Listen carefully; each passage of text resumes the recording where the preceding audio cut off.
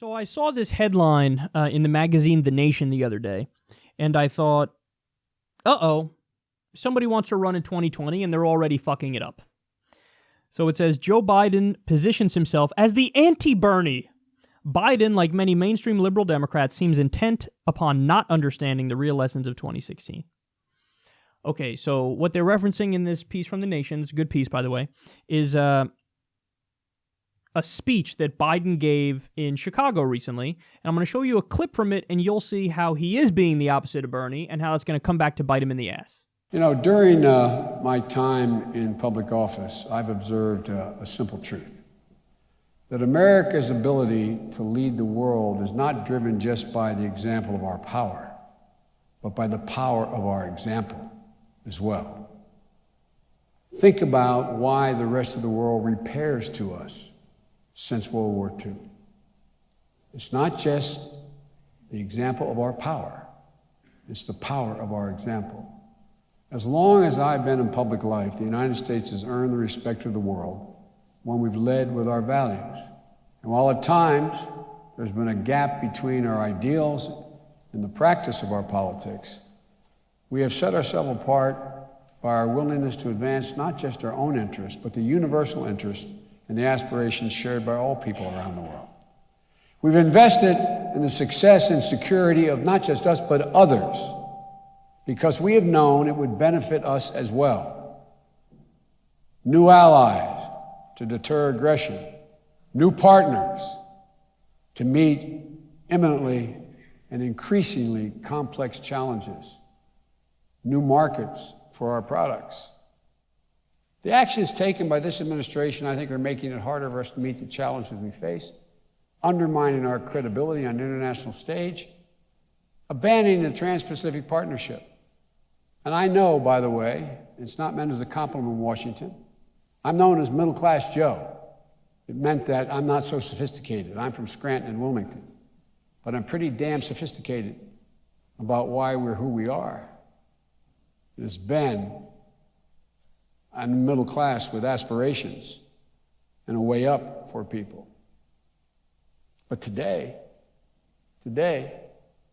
in order to deal with the problems of fear that occur in much of the heartland as well as back east in the industrial states, we're yielding to all the wrong impulses, walking away from the Trans-Pacific Partnership. So he has 2020 aspirations, and he's out there giving speeches, singing the praises of the TPP, and talking about how it's wonderful that we're the world superpower and the liberal order is fantastic, and we're an indispensable nation and we're so great. Why don't you just, call yourself Hillary Clinton as you go out and do these things? Why do you think this is the way to go? But I know the answer to that. Joe Biden's takeaway is apparently the same as the rest of the establishment, which is, oh, Hillary, she was pushed too far left by Bernie, and her real failing wasn't that she was a corporate centrist neoliberal. Her real failing is that she wasn't corporate centrist and neoliberal enough. She needed to be more like that to get elected. They'll never learn. Doesn't matter. It doesn't matter how many elections they lose being corporate centrist neoliberals. Their answer will always be, we got to be more corporate centrist neoliberal. No, not less, more. He's talking about how he gets the middle class as he's arguing for TPP. Joe, NAFTA, CAFTA, permanent normal trade relations with China, every other trade deal that you guys said would benefit the middle class has destroyed the middle class and only hurt the owner class and the CEOs. So why the hell should anybody trust you now? Here's how you determine a corporate Democrat hack versus an actual populist leftist.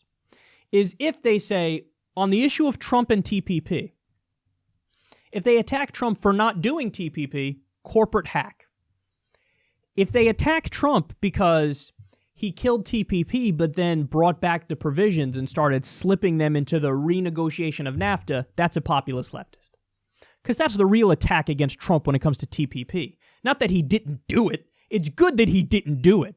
The problem is he's taking the worst provisions from TPP and slipping them into the renegotiation of NAFTA. That's the problem. But Joe Biden saying, no, we should do the TPP. Isn't that wonderful? I love the middle class. Anyway, let's outsource more of your jobs.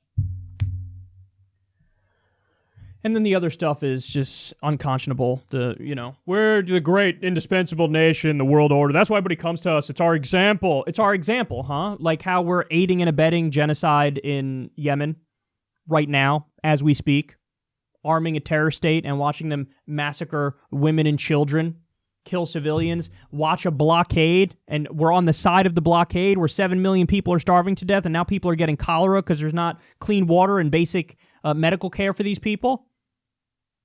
How about Israel? We back a country that's doing apartheid and occupation. The power of our example of siding with human rights abusers. Iraq. We did worldwide torture.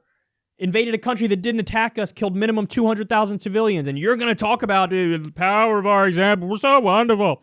You are running as the opposite of Bernie, and if you keep doing that, you're going to get your ass handed to you. So stop.